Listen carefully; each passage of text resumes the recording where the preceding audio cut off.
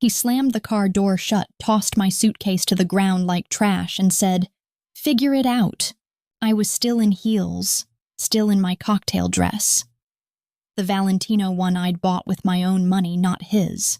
He peeled off thinking he'd made his grand exit. But what he didn't know, the helicopter blades were already spinning, and the pilot, my name was on his flight plan. So when he turned to look back from the overpass, he saw me rise. Not just in altitude, but in life. I married into old money. But I wasn't born into it. And that apparently was my greatest sin, at least in the eyes of his mother, his sisters, and eventually my own husband. When Noah proposed, it felt like a dream. He was handsome, wealthy, well-connected. I was a gallery curator from Charleston, who still answered every call from my student loan provider with a knot in my stomach. But he said he loved my ambition, my independence, my spark. He said that. Until the day he tried to snuff it out. The signs were there from the beginning. I just chose not to see them.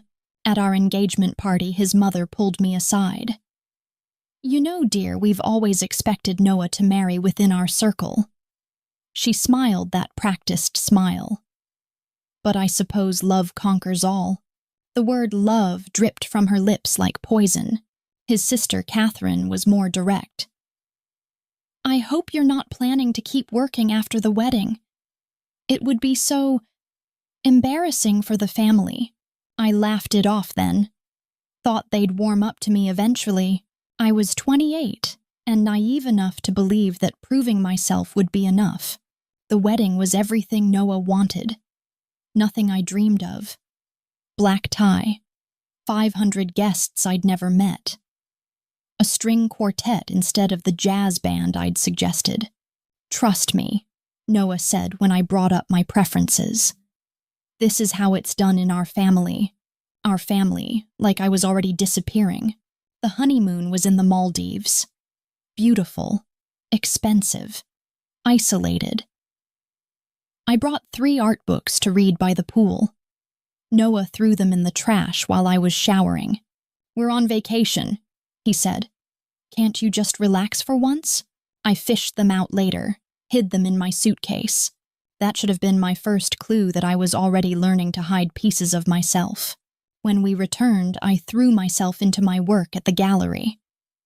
We were planning a major exhibition on forgotten female artists of the early 20th century.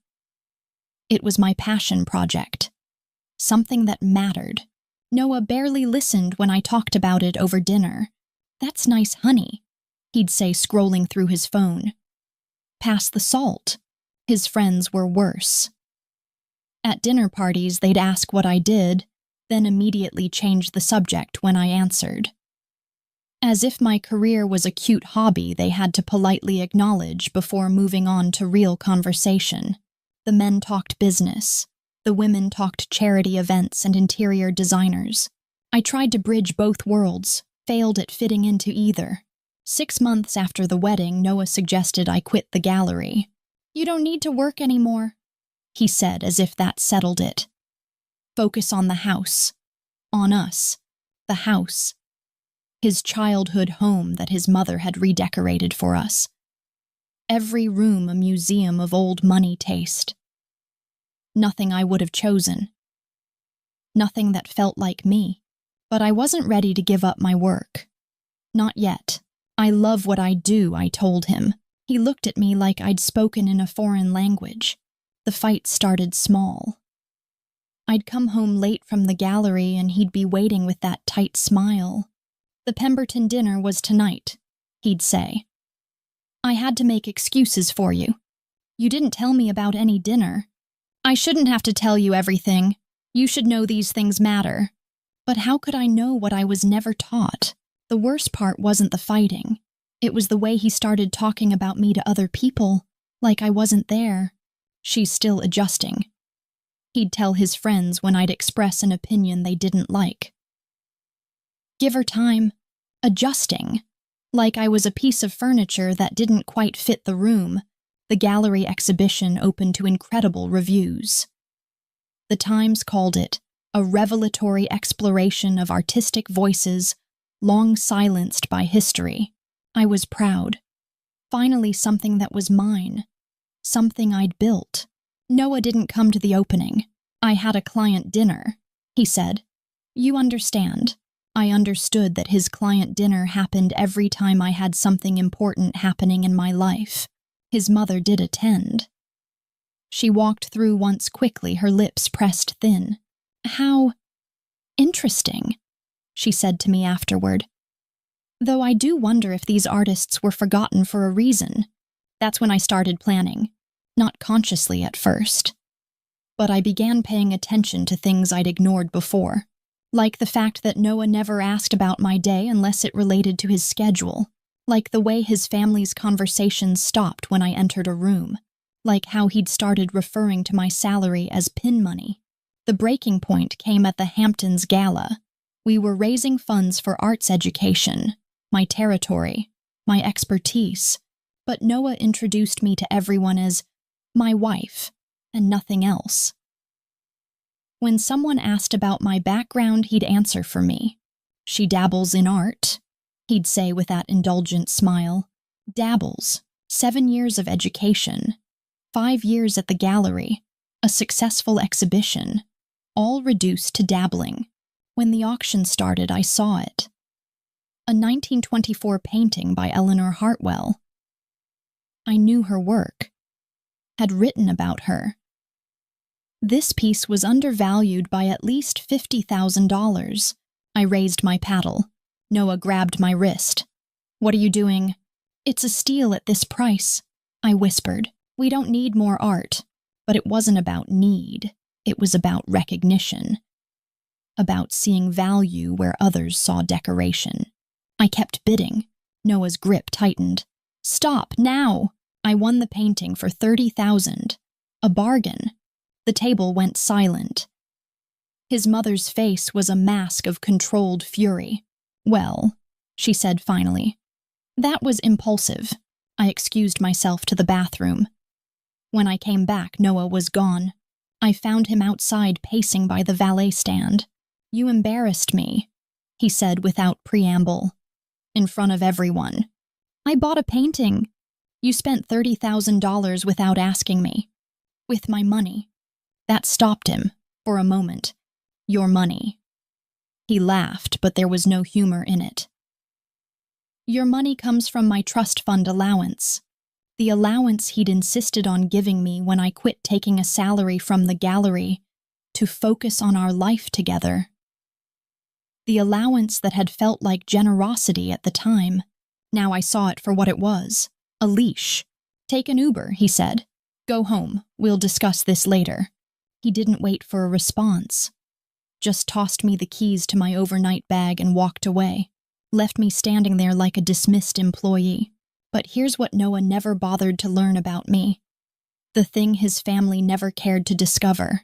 I wasn't just a gallery curator who'd gotten lucky. 2 years earlier, my great-aunt Evelyn had died. We'd barely known each other. She'd left the family decades ago after some scandal no one talked about. But she left me her vineyard in Napa, 23 acres of struggling vines and a house that needed work. Noah had called it a liability and suggested I sell it immediately. Instead, I kept it, quiet, like a secret. I used my own savings money I'd saved before we married to hire a consultant. To understand what I had, turns out Aunt Evelyn had excellent taste in land. The soil was perfect.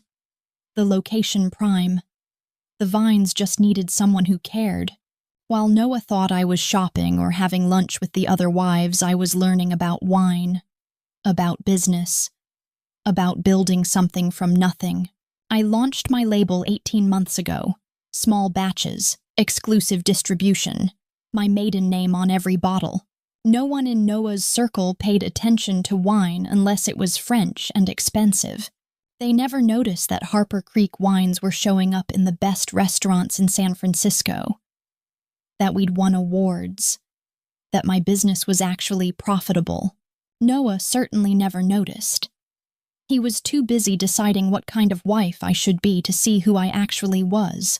So when I stood in that parking garage humiliated and furious, I wasn't stranded. I pulled out my phone and called Marcus, my assistant, from the vineyard. "Tell Charles to warm up the bird," I said. "How long until pickup?" Marcus asked, unfazed. He'd arranged these flights before. 15 minutes, the Hamptons Grand rooftop. Copy that. The helicopter was my extravagance. Practical, really. Flying between the city and Napa for business. But tonight it was going to be my exit strategy. I walked into the hotel lobby in my heels and cocktail dress. The concierge knew me. "Mrs. Harper," he said, "your helicopter is en route. Can I offer you anything while you wait?" Mrs. Harper, my business name, the identity Noah had never bothered to learn about.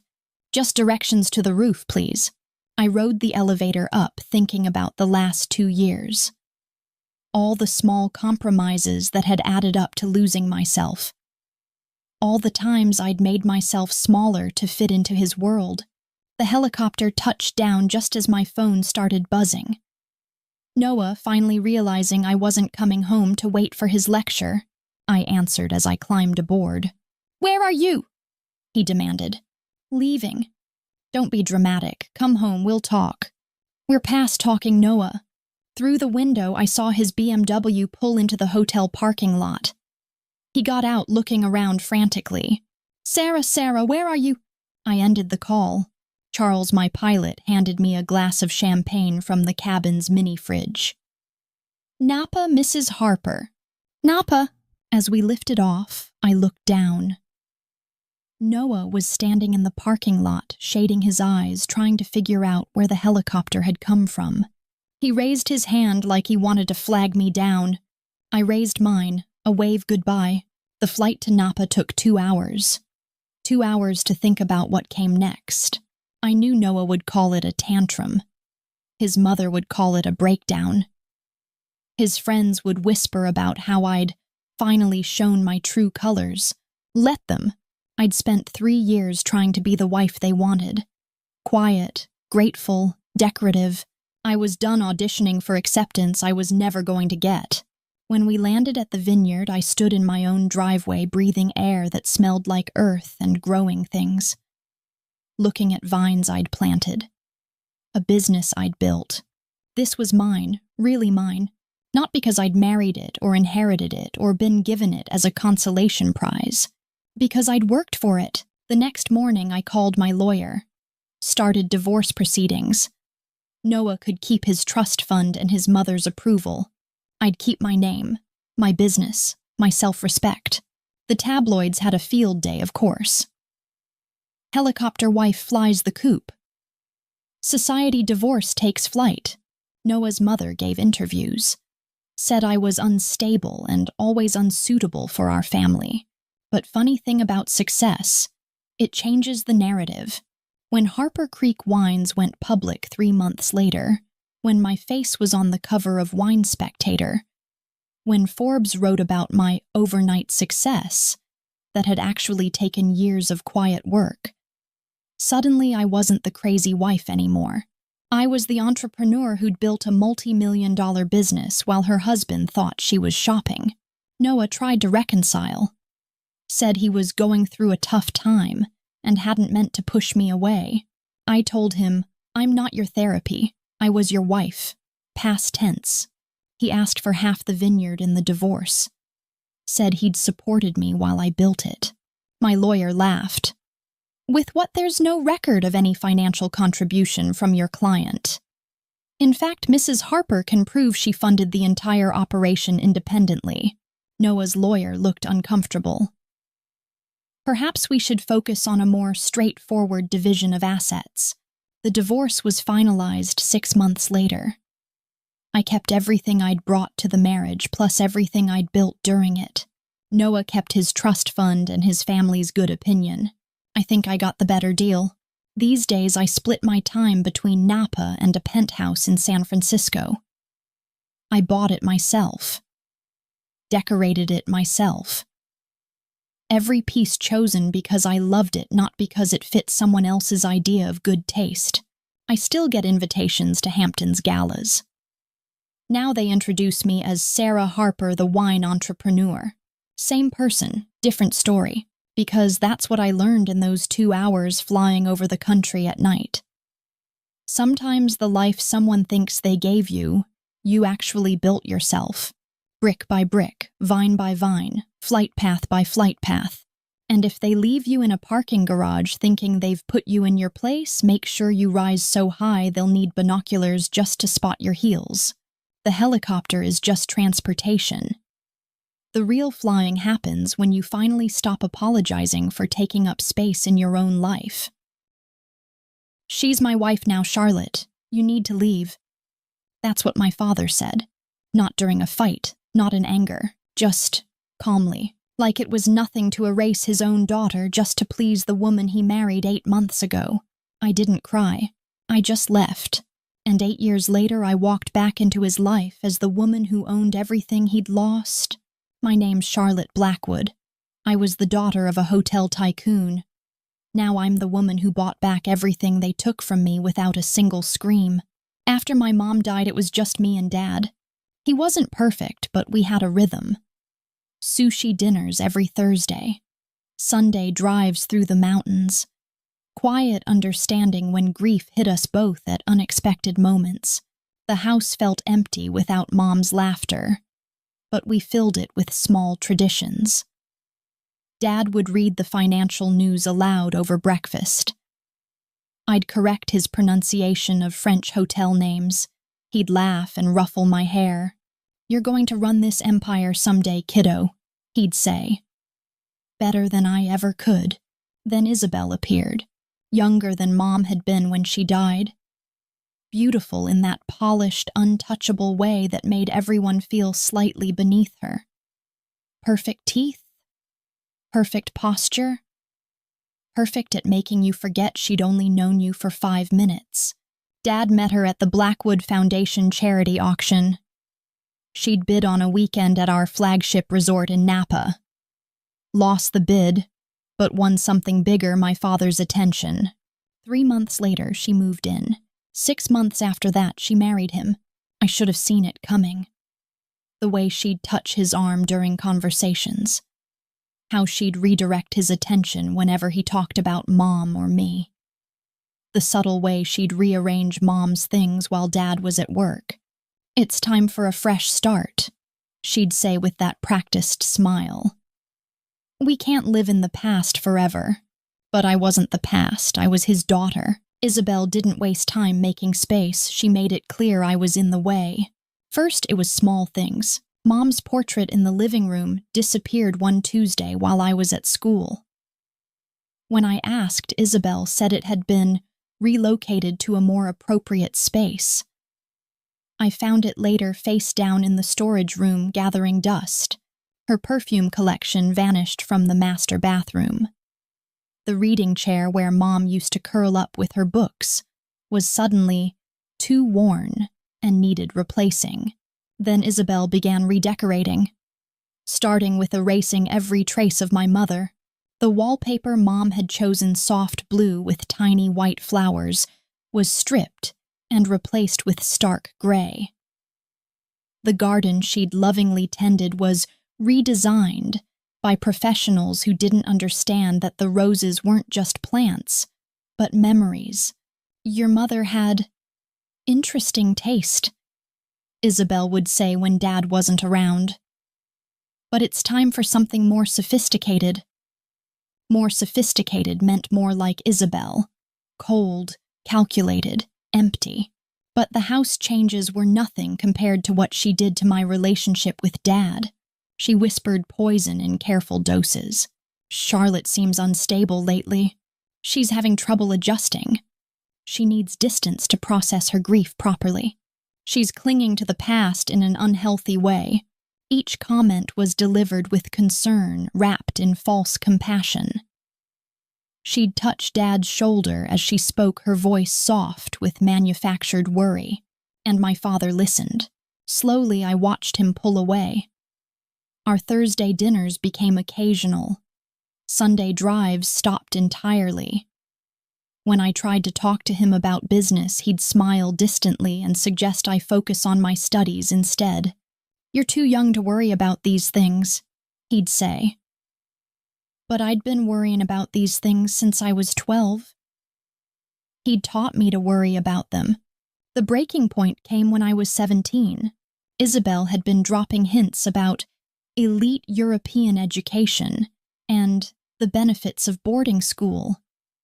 I'd ignored them, assuming Dad would never send me away. I was wrong. The Institut La Rosie in Switzerland has an opening, she announced over dinner one evening. It's a wonderful opportunity for Charlotte to experience international culture. I looked at Dad, waiting for him to laugh, to say something about how ridiculous it was to ship his daughter across the world. Instead, he nodded slowly. It might be good for you, he said without meeting my eyes. A fresh start. I don't want a fresh start, I said. I want to stay here. This is my home. Isabel's smile tightened. Sometimes what we want isn't what's best for us. This isn't your decision. I said, my voice harder than I'd intended. Actually, Dad said quietly, it is. We've already submitted the application. That night I lay awake listening to them argue through the thin walls. Isabel's voice was sharp-cutting. She's manipulative, Richard. Can't you see that she's using guilt about Catherine to control you? Mom's name was Catherine. Hearing it from Isabel's mouth felt like blasphemy. She's my daughter, Dad said, but his voice was tired. And I'm your wife. She needs to accept that and move on. The boarding school will help her do that. Maybe you're right. 3 words that changed everything. The next morning, Dad knocked on my door. When he entered, his face was empty of emotion. The plane tickets are booked, he said. You leave next week. Dad, please. She's my wife now, Charlotte. You need to leave. The words hit like physical blows, not shouted, not angry, just final. I stared at him, searching for any trace of the father who used to call me kiddo, who used to say I'd run the empire someday. He was gone. I packed that night. 1 suitcase, Mom's watch, the business textbooks Dad had given me for my 16th birthday. I didn't take money from his account. I didn't take anything that belonged to him, but I took something they'd never expected. I took notes, every business contact Dad had mentioned, every deal he'd celebrated or mourned, every partner, competitor, and supplier in the Blackwood network. I'd been listening for years, and now I'd use what I'd learned. I never got on that plane to Switzerland. Instead, I disappeared into the city with $300 and a plan that would take 8 years to execute. I worked nights cleaning offices in downtown financial buildings, slept on couches of college friends whose parents didn't ask too many questions, ate instant noodles and learned to make $20 last a week. During the day I studied, not in classrooms I couldn't afford tuition. But the financial district was full of free seminars, public lectures, and networking events, where a well-dressed 17-year-old could blend in if she was confident enough. I learned about leverage, risk assessment, market psychology, how to read between the lines of financial statements. More importantly, I learned how to be invisible. By 19, I was working as a junior analyst at a small investment firm. By 21, I'd saved enough to enroll in night classes for a business degree. By 23, I'd earned my Series 7 license and started managing other people's money. By 25, I owned my own investment firm. Blackwood Capital, though no one knew the name, wasn't coincidental. I specialized in distressed luxury properties. Hotels, resorts, restaurants that were hemorrhaging money and desperately needed buyers. I was very good at it, partly because I understood the hospitality industry from growing up in it, but mostly because I was patient in ways my competitors weren't. I didn't need quick returns. I didn't need flashy victories. I needed control. One by one, I bought up struggling resorts, small chains that had once partnered with Blackwood Resorts, hotels Dad had helped design or finance in the early days of his empire. I used shell companies, offshore trusts, layers of legal entities that made it impossible to trace the money back to me. The sellers never knew who was really behind the purchases.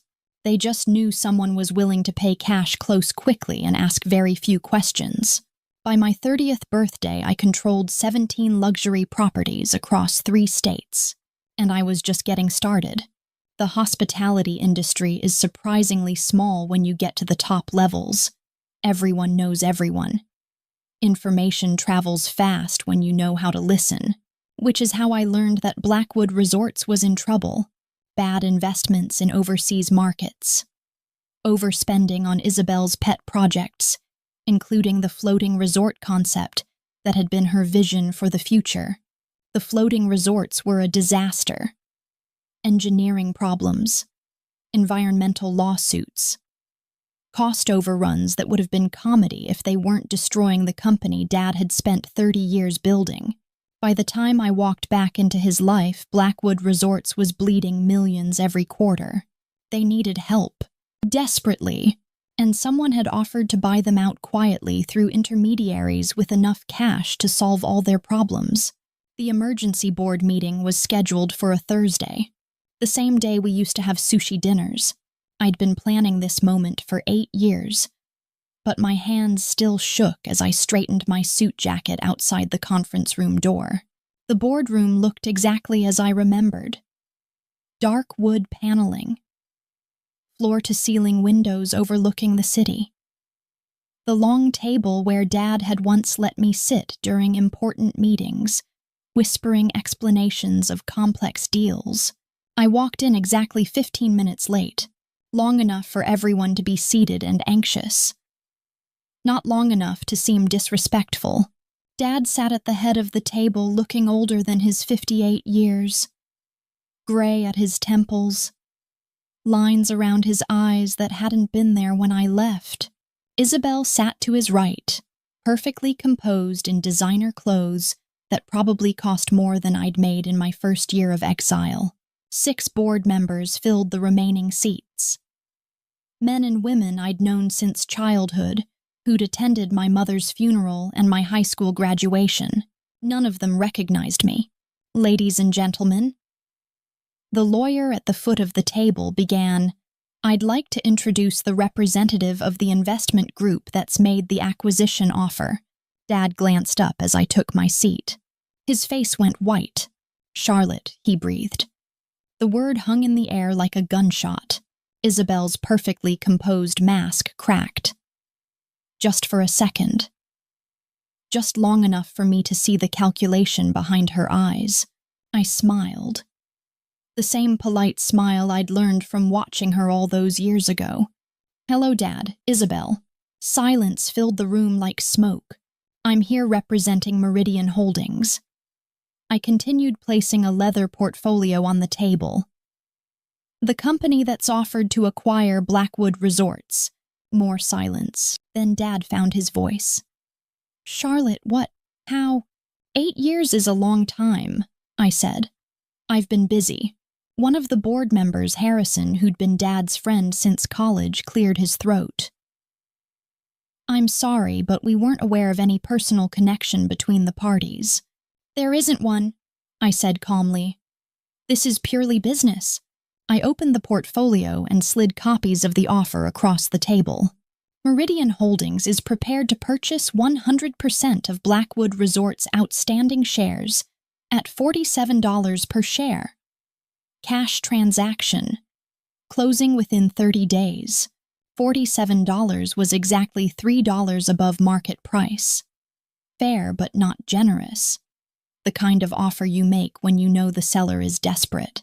Harrison scanned the documents. "This is substantial. What's the catch?" "No catch. Meridian specializes in hospitality acquisitions. We believe Blackwood Resorts has been poorly managed, but remains fundamentally sound." I didn't look at Isabel when I said it, but I heard her sharp intake of breath. "The floating resort project will be discontinued immediately." I continued. "Several properties will be sold. Management will be restructured." "What about existing executives?" Another board member asked. I finally looked directly at Isabel. That depends on their performance record.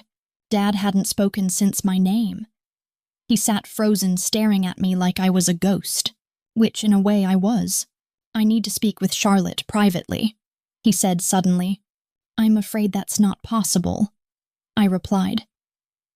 I'm here in a professional capacity only. Any questions about the offer should go through our legal team. I stood gathering my papers. You have 72 hours to consider the proposal. After that, we'll pursue other opportunities. I walked toward the door, then paused.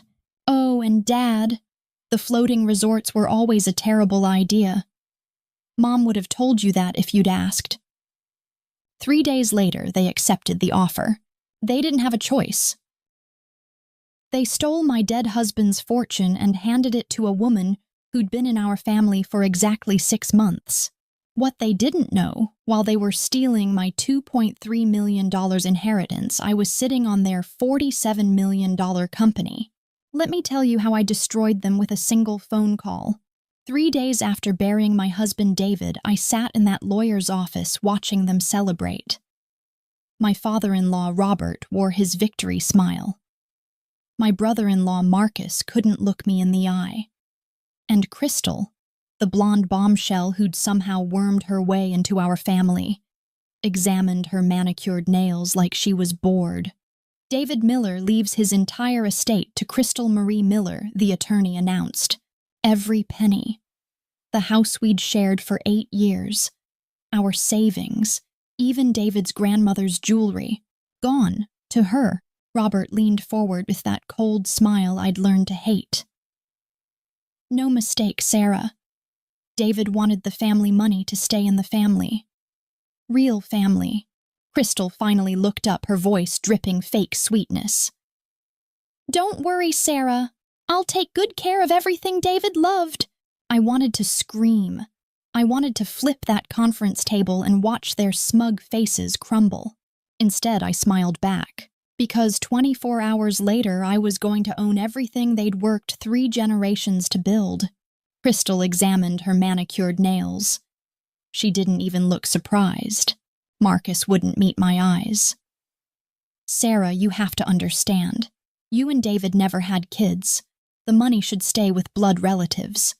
Blood relatives. My voice cracked.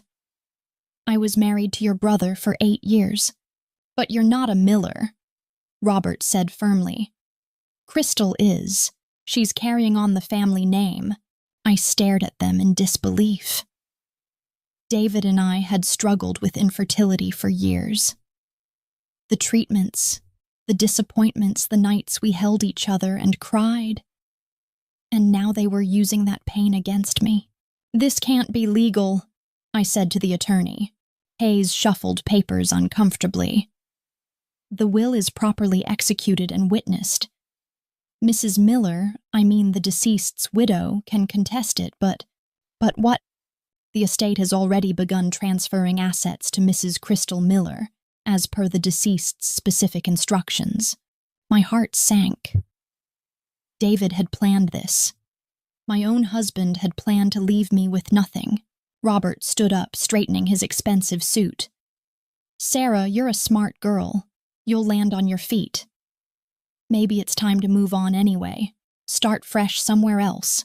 Somewhere else, I repeated numbly. Well, the house was David's before you married. Technically, it belongs to Crystal now. We'll give you 60 days to find somewhere new. They were kicking me out of my own home. The home where David and I had planned to raise children. Where we'd painted nurseries that stayed empty. Where I'd held his hand as cancer took him away piece by piece. Crystal finally spoke up, her voice sickeningly sweet. Don't worry, Sarah. I'll take good care of everything. David would want his things in loving hands. I stumbled out of that office in a daze. Everything I'd built with David, gone. Given to a woman who barely knew him. But as I sat in my car, something clicked in my mind. A memory from 2 years ago. David had been acting strange about his investments. Secretive phone calls. late nights at the computer. When I asked, he'd just smile and say he was diversifying. I'd assumed he meant stocks or bonds. But now I remembered something else. A business card I'd found in his jacket pocket. Phoenix Holdings, LLC. That night I dug through David's home office.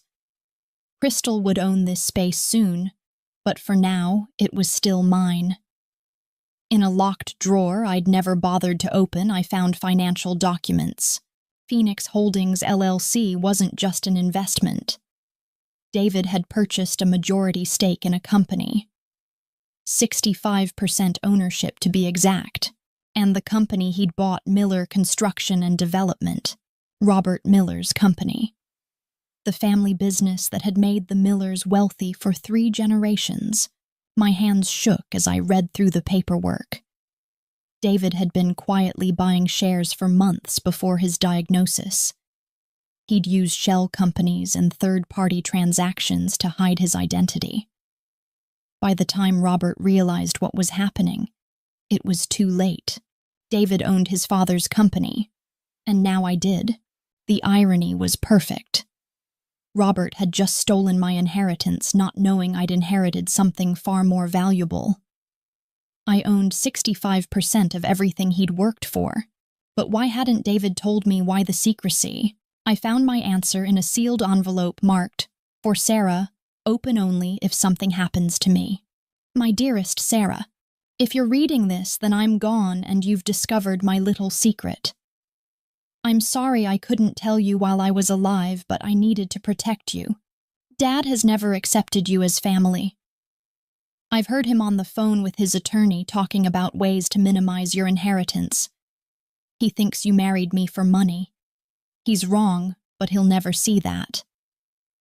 So I bought his company, every share I could get my hands on. Phoenix Holdings is yours now, the will that gives Crystal my personal estate. That was Dad's idea. He thought he was being clever, keeping family money from you. He doesn't know that you now own the source of all that family money.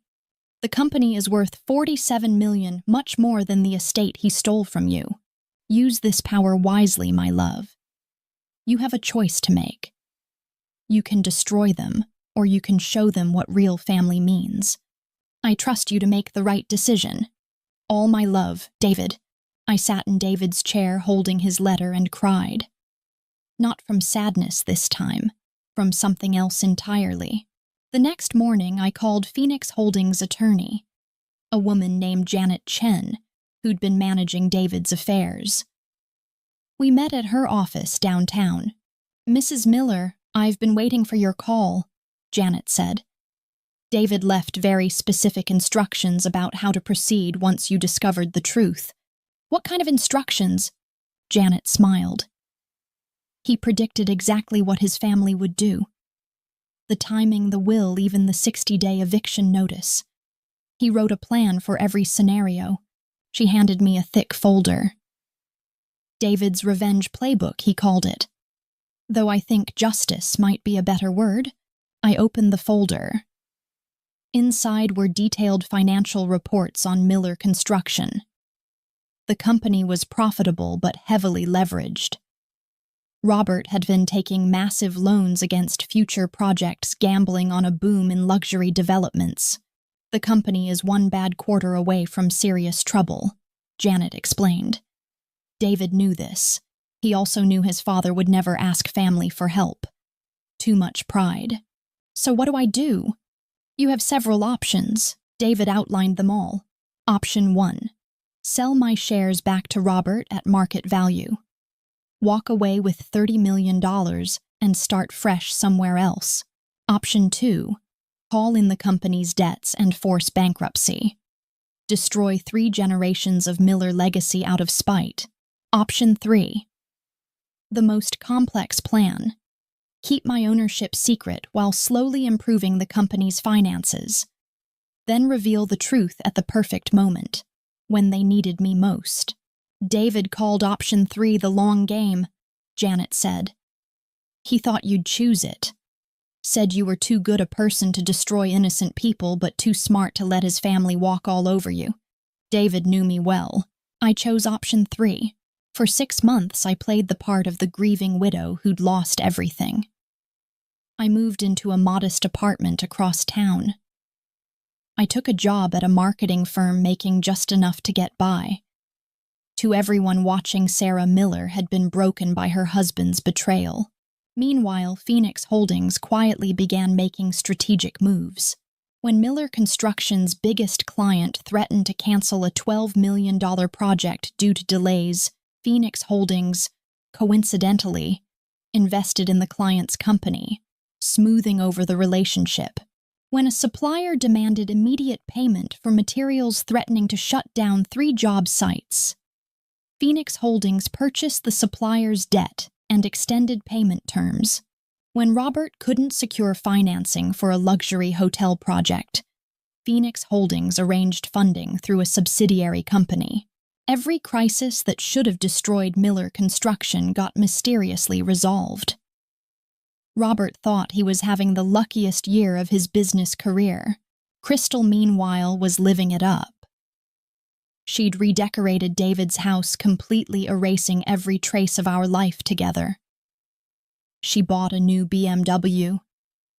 She threw parties where she showed off her inheritance to friends. Marcus seemed uncomfortable with it all, but he never said anything. Weak men rarely do. The perfect moment came at the company's annual shareholders' meeting. Robert had called it early planning to celebrate their miraculous turnaround year and announce expansion plans.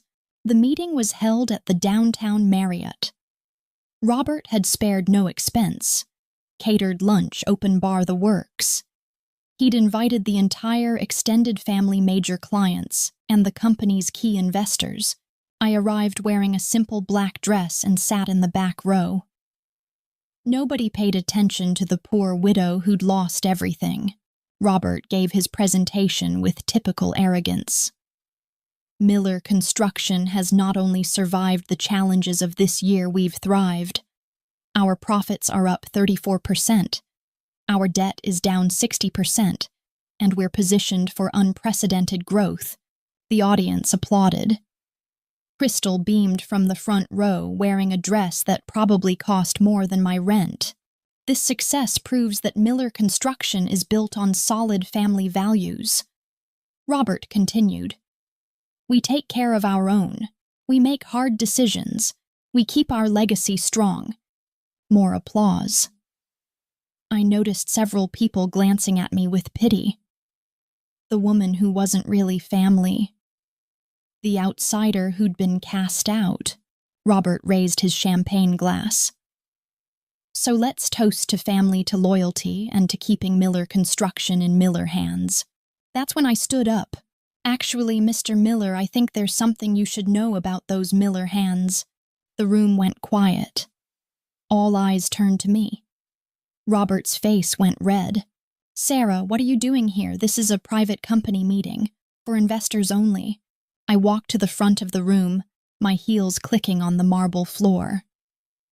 Janet Chen appeared from a side door carrying a briefcase. You're right, Mr. Miller. This meeting is for investors only. I accepted a microphone from Janet. That's exactly why I'm here.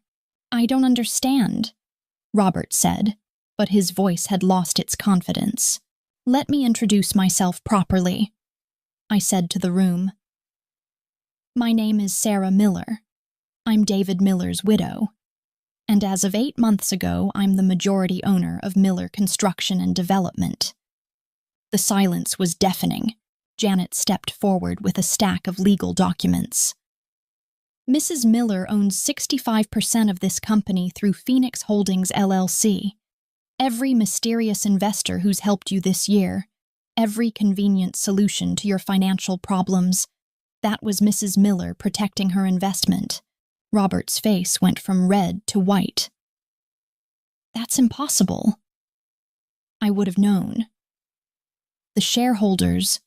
Your son David was very clever about hiding his purchases, I said. Shell companies, third-party transactions, overseas holding firms. all perfectly legal, all properly documented. I looked directly at Crystal, who had gone pale. Did you enjoy spending my husband's inheritance, Crystal?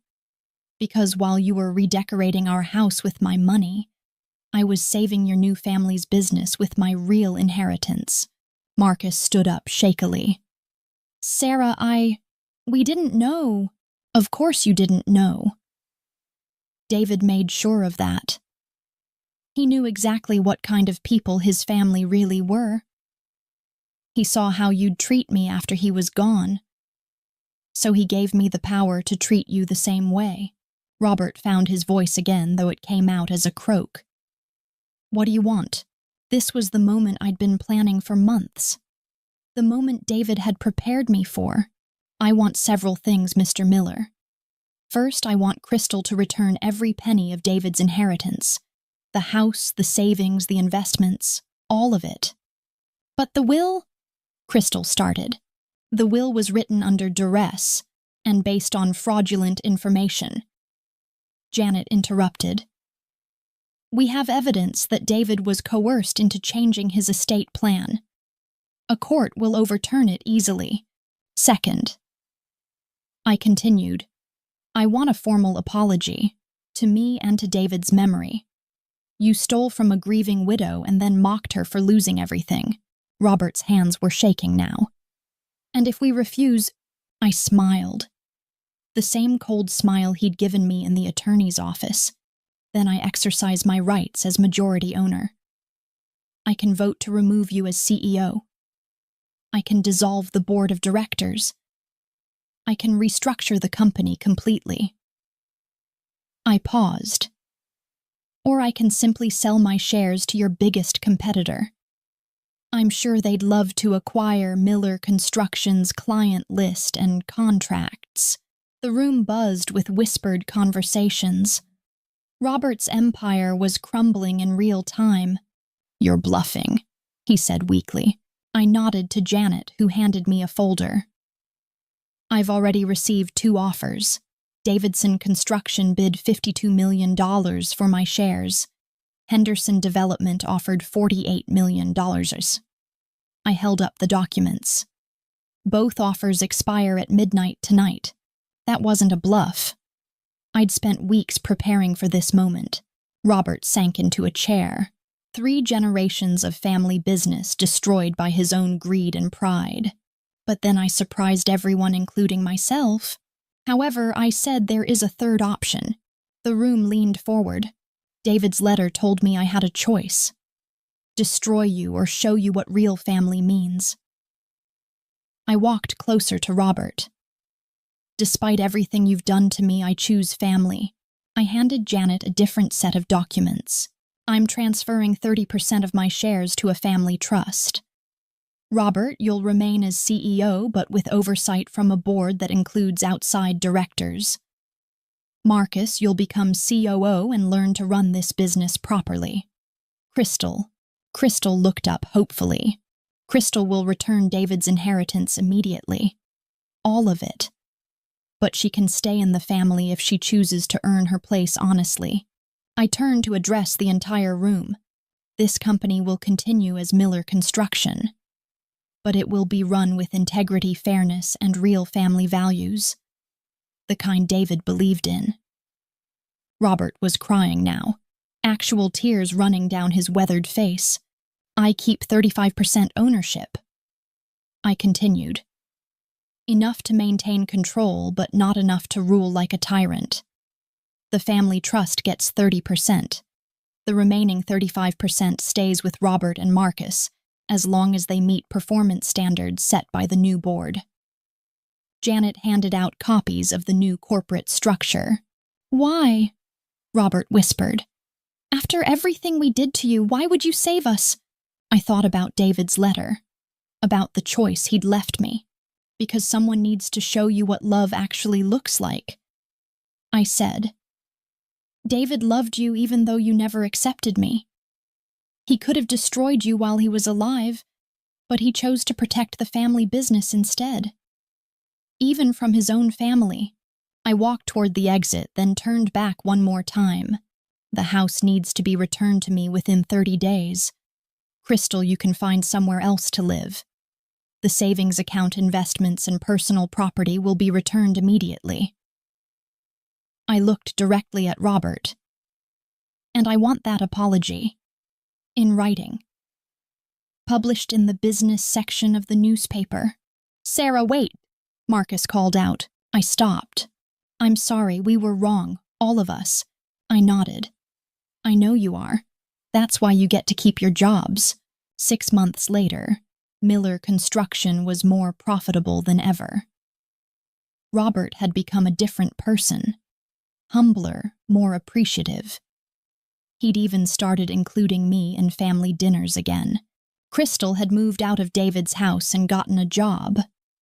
Real work seemed to agree with her. She and Marcus were seeing a marriage counselor. Marcus himself had thrown himself into learning the business. For the first time in his life, he was proving he could be more than just Robert's son. The house felt like home again. I'd kept most of Crystal's changes. They were actually improvements. But I'd restored David's office exactly as he'd left it. Sometimes I sat in his chair and read his letter again. The part about showing them what real family means. I think I'd made the right choice. Not because they deserved forgiveness, but because David had been right about something else too. I was too good a person to destroy innocent people. The company had employees, contractors, suppliers, families depending on Miller Construction to survive. But I was also too smart to let anyone walk all over me ever again. The new corporate structure ensured that. I had enough power to protect myself, and enough oversight to keep the Millers honest. It was a balance David would have approved of. On the anniversary of David's death, I found Robert sitting in my backyard. He'd been helping me plant a memorial garden. I never said thank you, he said quietly. For what? For being the daughter I never deserved. For showing us who we really were and then helping us become better. I handed him a bottle of water. We sat in comfortable silence watching the sunset over David's garden. He knew, didn't he? Robert asked. David knew exactly how this would play out. I smiled. David knew us all better than we knew ourselves. Do you think he'd be proud of how we handled everything? I considered the question. David had left me a choice, and I'd chosen forgiveness over revenge. But I'd also chosen strength over victimhood. I think David would be proud that his family finally learned what family actually means. Robert nodded. What about you, Sarah? Are you happy? I looked around the yard, where David and I had dreamed of watching children play. The space was different now. A garden instead of a playground. But it was still beautiful. Still full of love. I'm at peace, I said. That's more than I expected to find. And it was true. I'd lost David, but I'd found something else. I'd found my own strength. I'd found a family that finally accepted me. And I'd found a way to honor David's memory while building my own future. The revenge had been perfect, but the forgiveness had been even better. Sometimes the best way to win is to help everyone else win too, even when they don't deserve it, especially then. Narsha family story. My son texted me on his Harvard graduation day. Not congratulations. Not thank you for the sacrifices. He texted, "Don't tell anyone you're my mother." Then he blocked me. That was the moment I knew. I'd raised someone who was ashamed of where he came from, but months later he called. Crying. Desperate. 30 missed calls in one night. Because that's the thing about family, when everything falls apart, they always come back to the people who raised them. My husband Robert and I worked 3 jobs each to put our son Christopher through Harvard. I cleaned offices at night. Robert drove trucks on weekends. We saved every penny for 4 years. Graduation day in Cambridge. We're on the Greyhound bus cooler packed with his favorite sandwiches. Then my phone buzzes. Unknown number. You shouldn't come. Christopher's embarrassed by you people.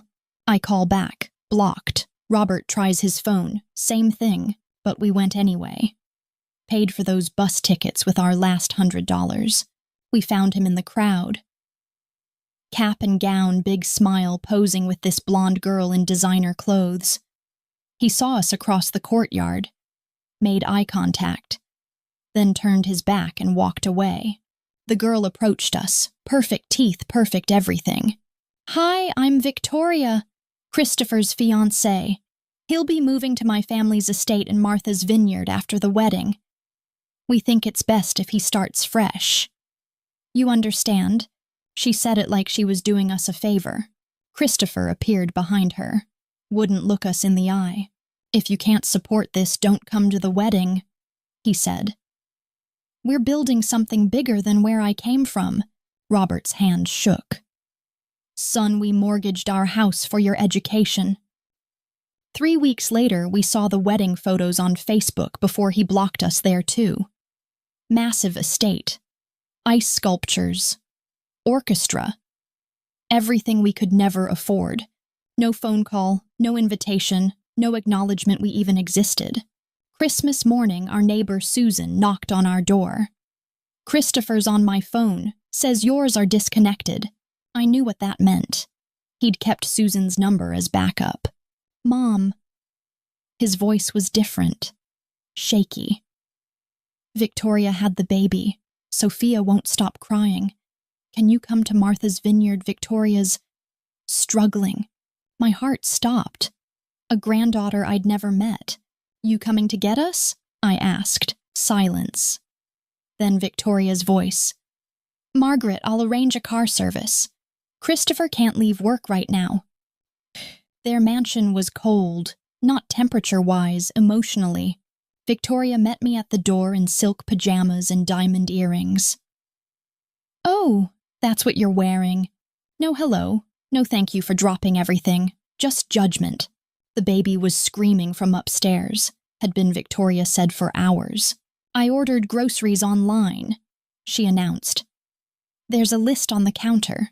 I need organic chicken soup, the good kind. She disappeared upstairs.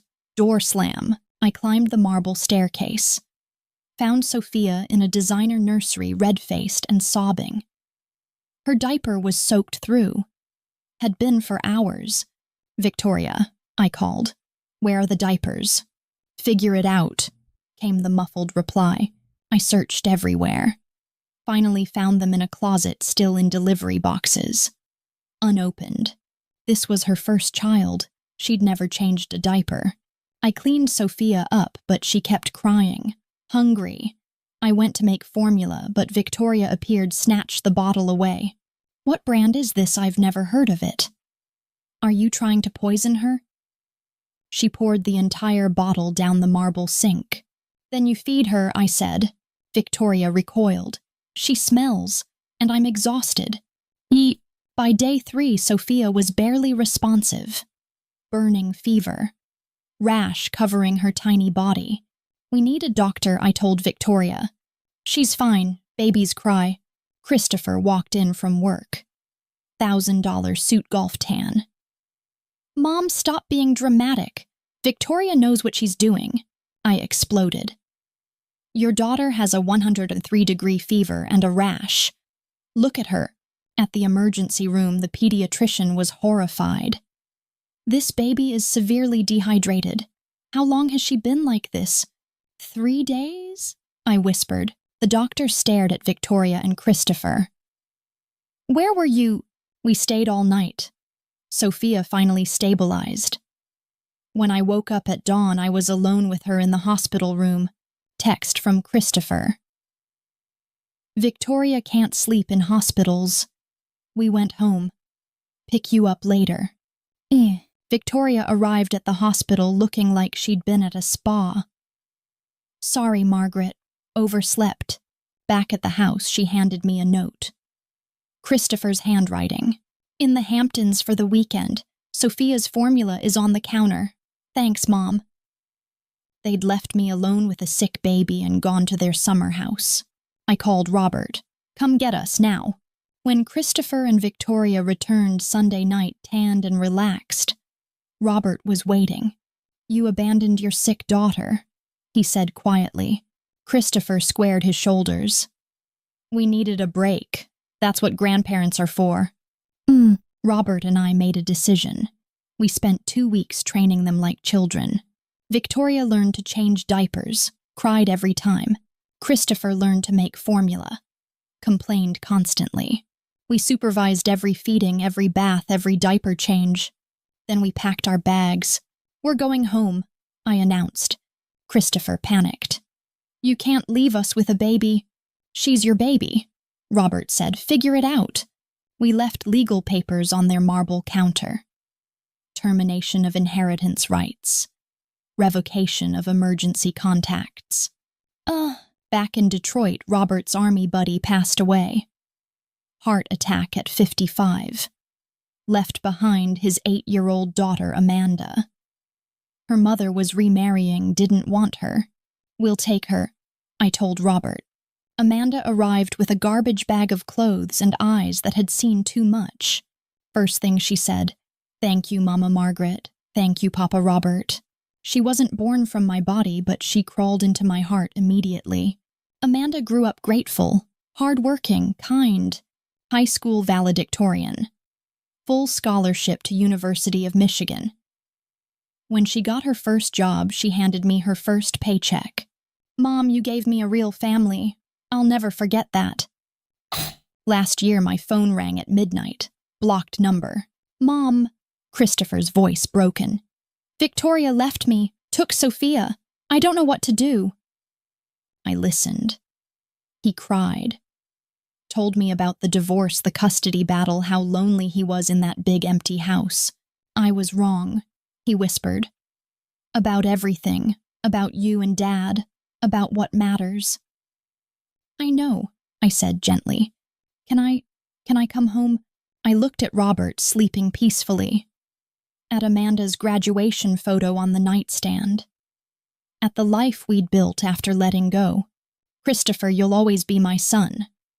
But home isn't a place you come back to when everything else falls apart.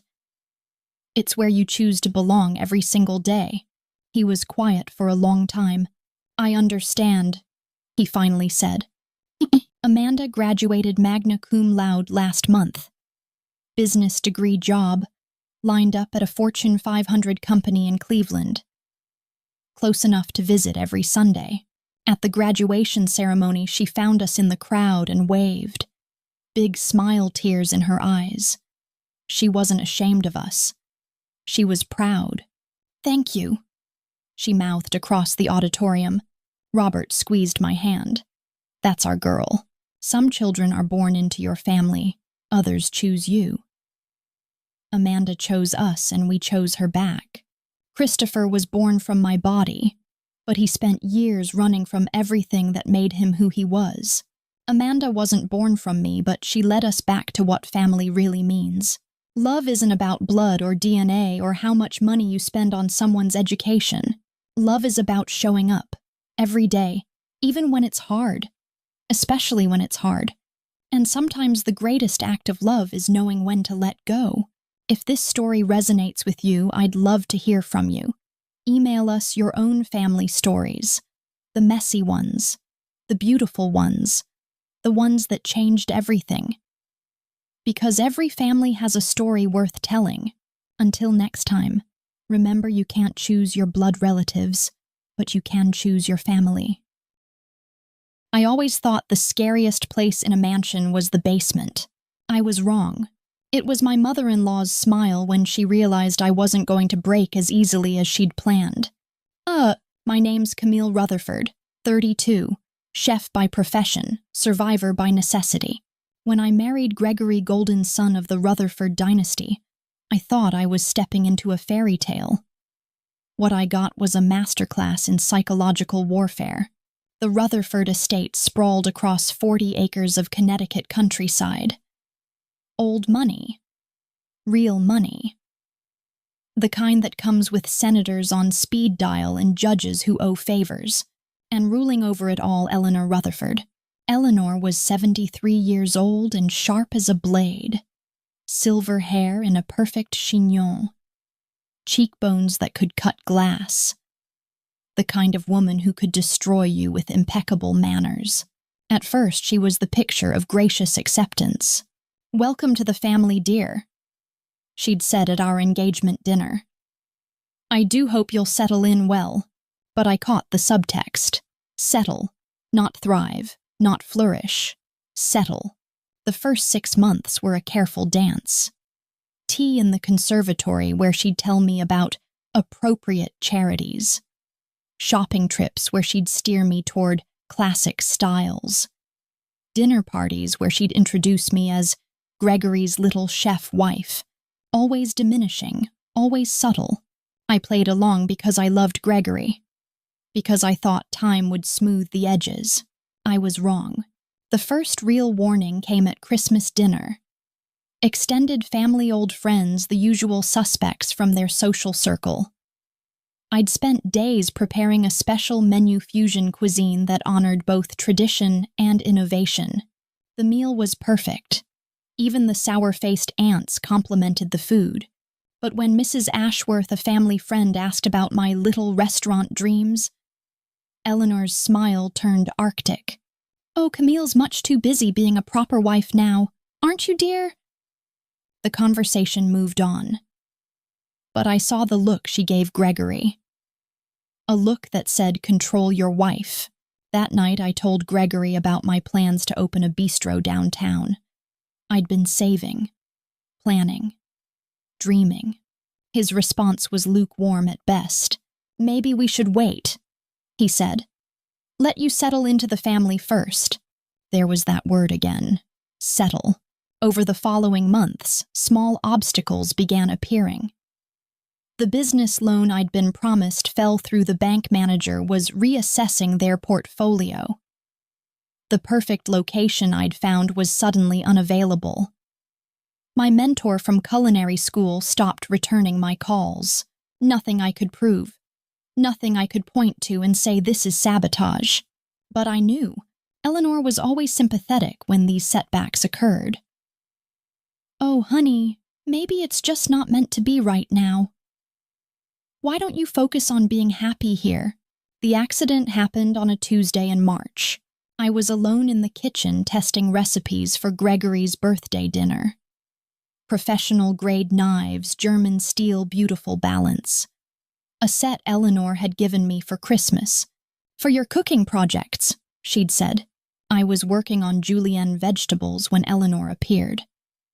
She did that, moved through the house like a ghost suddenly materializing in doorways. "Working hard, I see." I looked up, smiled. "Just trying to perfect the birthday menu." She moved closer, examining my knife work. "You know, dear Gregory's grandmother was quite the enthusiast, too." "Oh, I'd love to hear about her cooking." Eleanor's smile was sharp. She had such ambitious plans. A catering business, I believe. Very determined. Something in her tone made me pause. "What happened?" "Kitchen accident. Very tragic."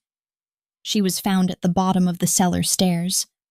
Carrying a heavy pot, they think. Lost her balance. The knife felt suddenly heavy in my hand. "How awful." "Yes. Ambition can be so dangerous, don't you think?" I was reaching across the counter for the peppermill when it happened. Eleanor shifted closer, ostensibly to get a better look at my technique. Her hip bumped the counter edge, which shook the cutting board. My hand mid-slice jerked sideways. The blade bit deep into my palm. I gasped, dropping the knife. Blood welled up bright and fast. Eleanor didn't rush to help. She watched for a heartbeat just long enough for me to see something flicker across her face. Satisfaction. Then she was all concern. "Oh my goodness! How clumsy here, let me—" She handed me a dish towel, already reaching for her phone. "We need to call someone immediately." The paramedic said I was lucky. Deep cut, but no tendon damage. 12 stitches. Tetanus shot. Keep it clean and dry. Gregory was white with worry when he got home. "How did this happen?" "Poor thing was rushing," Eleanor said before I could answer. I told her to slow down, but you know how eager she gets about her cooking. That word, eager, like it was a character flaw. The paramedic nodded knowingly. Kitchen accidents are more common than people think. Usually happens when cooks get overconfident with their knife skills. After they left, Eleanor made tea with her usual efficiency. "You'll want to be more careful from now on," she said, setting the cup before me. Kitchens can be treacherous places. I stared at her across the pristine marble island, at her perfectly composed face, her steady hands. "Yes," I said quietly. "They can be." That night I couldn't sleep. I kept replaying the moment, the way she'd moved, the timing, the look in her eyes afterward, but I had no proof. Nothing but suspicion and a wounded hand. So I did what any reasonable person would do. I started paying attention, really paying attention. I noticed how Eleanor's accidents seemed to cluster around women who threatened the family dynamic. Gregory's ex-girlfriend who'd broken her ankle on the tennis court right after announcing her promotion to partner at her law firm. The young wife of Gregory's cousin, who'd had a nasty fall from her horse a week after mentioning her political campaign. I noticed how Eleanor collected information. Casual questions about my schedule, my plans, my friendships. Always friendly. Always concerned. I noticed how she positioned herself, how she moved through spaces, how she created situations, and I started being very, very careful. The breakthrough came 2 months later at a family dinner party. Eleanor was holding court with her usual circle of society ladies, discussing the challenges of modern wives. "They simply don't understand the importance of family unity," she was saying. Take poor Sarah, for instance. Sarah, Gregory's ex-fiancée, the one who died in the stair accident. I was supposed to be in the kitchen checking on dessert. Instead, I lingered in the hallway listening. "Such a headstrong girl," one of the ladies murmured. "Indeed. Always talking about her career, her independence. Even after Gregory made it clear the family needed her to be more present. And then that terrible accident. Yes. Though between us, I sometimes wonder if it wasn't partly self-inflicted. The stress of trying to fit into a world she didn't understand. Some people simply crack under pressure." The conversation moved on to safer topics. But I'd heard enough. Eleanor wasn't just dangerous. She was systematic. And she was rewriting history to make her victims complicit in their own destruction. I went home that night and made a decision. I was going to disappear. Not dramatically. Not obviously. I was going to fade away so gradually that no one would notice until it was too late. I started with small changes. Mentioning headaches at dinner. Begging off social events. Spending more time resting in our room. When Gregory asked if I was all right, I was vague. Tired. Stressed. Maybe I should see someone. Eleanor was sympathetic, of course. "Poor dear. The adjustment to this life can be so overwhelming." She even recommended a therapist. Dr. Morrison, a family friend, someone who understood our kind of people. I made the appointment, went twice, complained about feeling isolated, misunderstood, like I didn't belong. Dr. Morrison was very understanding, very concerned about my adjustment issues. The prescription pad came out at the second session. Something to help with anxiety. Something to help me sleep. I filled the prescriptions but never took the pills. Instead, I started planning. I opened a bank account Eleanor didn't know about. Started moving small amounts of money cash back from grocery runs, tips from the rare catering jobs I still did. I found a lawyer in Boston. Paid cash for a consultation. Explained my situation without names or details. "You need evidence," he told me. "Documentation, witnesses, something that proves a pattern."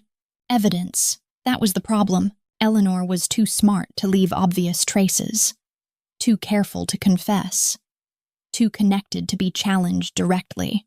But she had one weakness: pride. Eleanor couldn't resist explaining how clever she was, how necessary her actions were for the family, how grateful everyone should be for her. Guidance. She just needed the right audience, someone she thought was already broken. I started playing the part she wanted to see. The fragile daughter-in-law cracking under pressure, taking the prescribed medication that made me drowsy and compliant, apologizing for everything, agreeing with her suggestions. Eleanor began to relax around me, started speaking more freely. "You know, dear, I've been thinking about your future," she said one afternoon as we had tea. "This life clearly isn't making you happy. I'm trying to adjust. Of course you are. But some people simply aren't meant for certain roles. Take Sarah Gregory's previous fiancé. Lovely girl, but completely wrong for our family." I kept my voice small, defeated. "What happened to her?" "Oh, just couldn't handle the pressure. Started making poor decisions, drinking too much, taking risks." Eleanor sipped her tea delicately. "The accident was almost inevitable, really." "Accident." She fell down the stairs at the Vineyard house.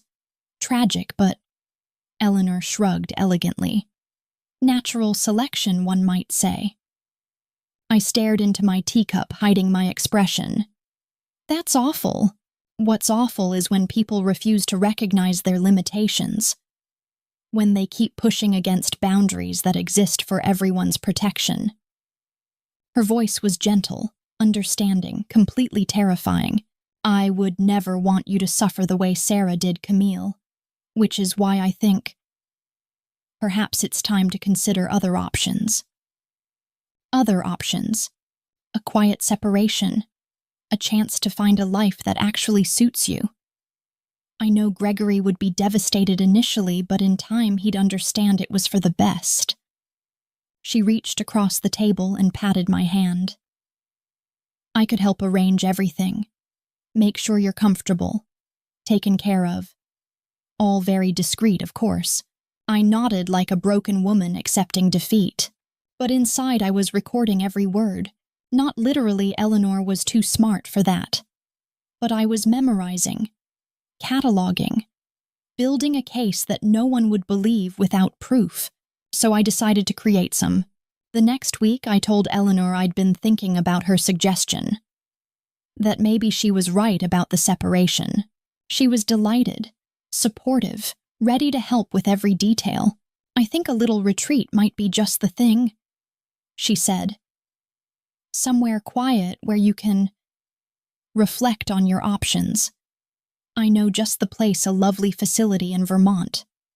Very private, very understanding of sensitive situations. A facility, not a spa, not a retreat. A place where inconvenient people went to disappear." "That sounds perfect," I told her. "When should I go?" "Oh, soon, I think. This weekend perhaps I can make the arrangements." That night I made my own arrangements. I called my lawyer in Boston, told him everything, every conversation, every implication, every threat disguised as kindness. "It's all circumstantial," he warned. "Suggestive, but not conclusive." "I know, but it's enough to ask questions, to look deeper." "What do you want me to do?" "I want you to contact the authorities in Martha's Vineyard. Have them take another look at Sarah Morrison's death. Look for patterns, other accidents involving the family." "And you—" "I'm going to disappear, but not the way Eleanor thinks." Friday afternoon, I packed a small bag and said goodbye to Gregory. He was in meetings all day, conveniently arranged by his mother, I was sure. Eleanor drove me to the train station herself. "I'm so proud of you for making this difficult decision," she said as we sat in her Mercedes. "It takes real strength to know when to let go." I looked at her sitting there in her Chanel suit, manicured hands on the steering wheel, speaking of strength and letting go. She really believed she was being kind. That was perhaps the most terrifying thing of all. "Thank you," I said, "for everything." She smiled, genuine warmth in her eyes. "Take care of yourself, dear. And remember, sometimes the greatest gift we can give the people we love is our absence." I got out of the car and walked into the station. Then I walked right through it and out the other side where my real ride was waiting. 3 days later, Eleanor received a call from the Vermont facility. Mrs. Rutherford had never arrived for her appointment. By the time they realized I was missing, I was already in California staying with my cousin and working under my maiden name.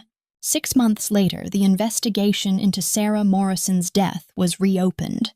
Then Gregory's cousin's wife came forward about her riding accident. Then others. Eleanor Rutherford was never charged with anything.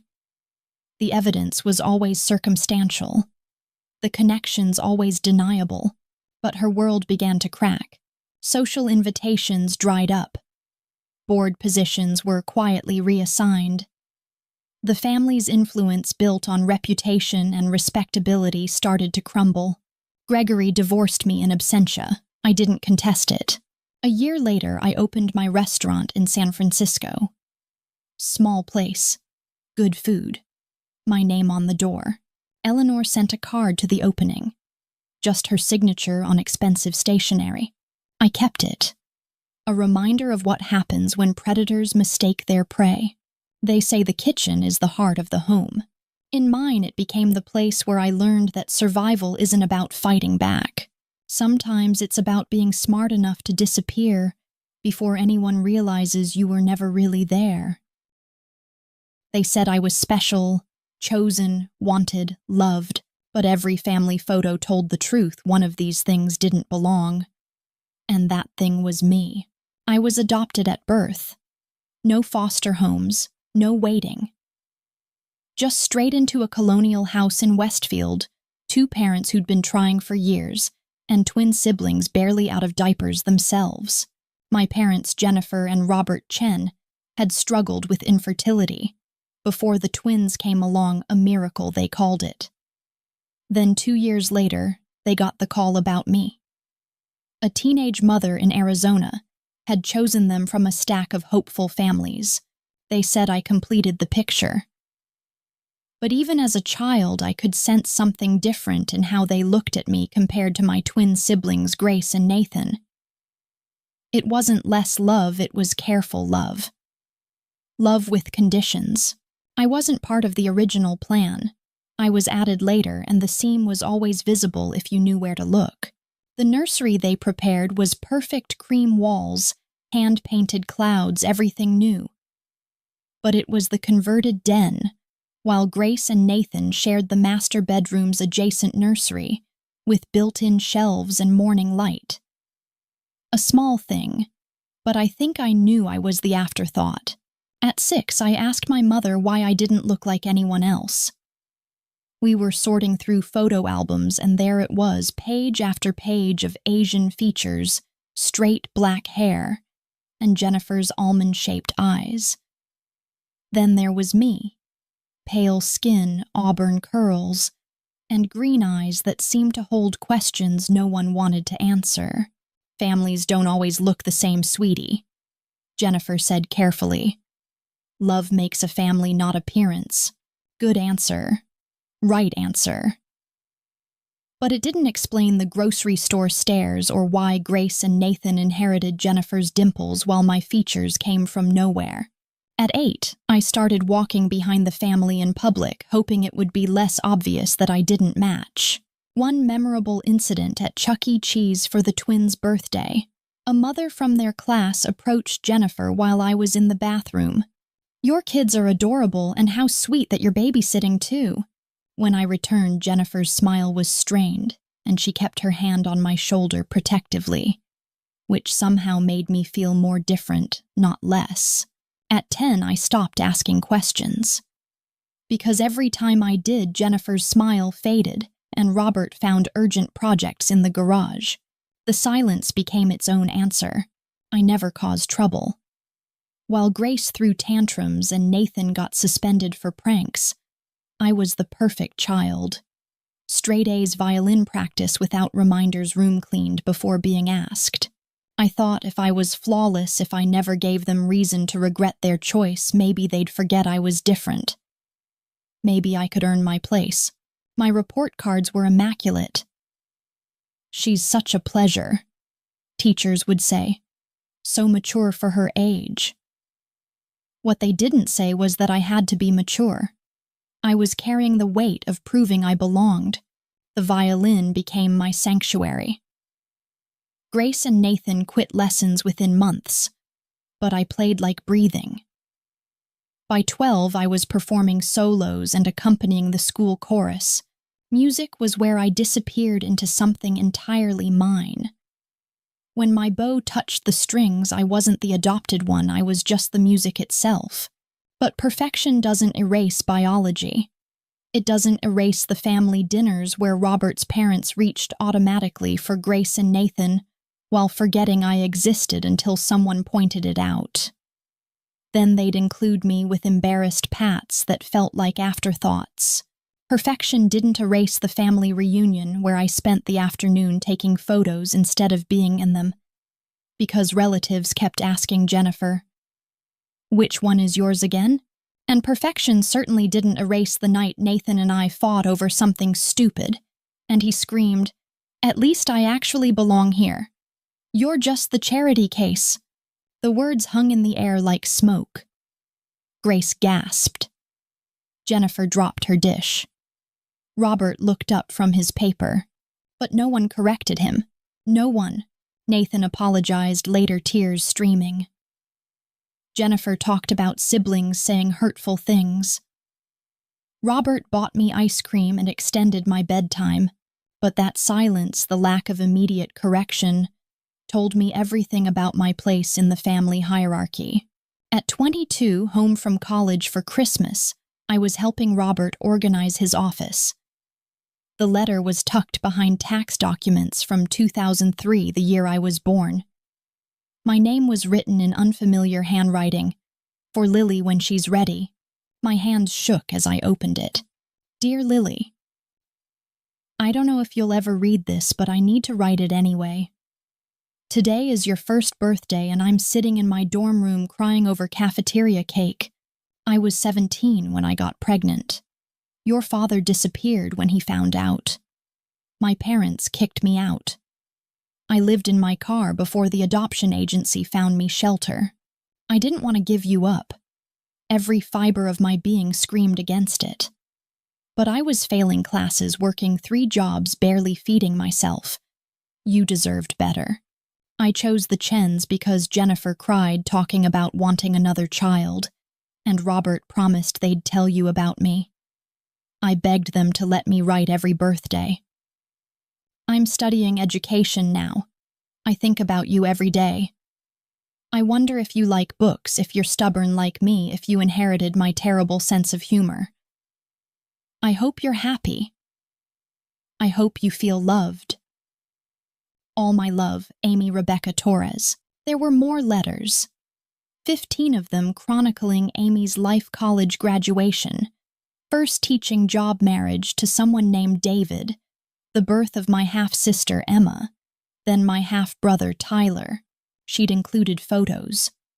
Pictures of herself at my age where I could finally see where my eyes came from, where my stubborn jaw originated. Pictures of Emma and Tyler who shared my pale skin and auburn hair. A family I'd never known existed. The last letter was dated 3 months ago. My dearest Lily, Emma just turned 16 and looks so much like you. She's applying to colleges, wants to study music. I wonder if you're musical too. I've been thinking about you more lately.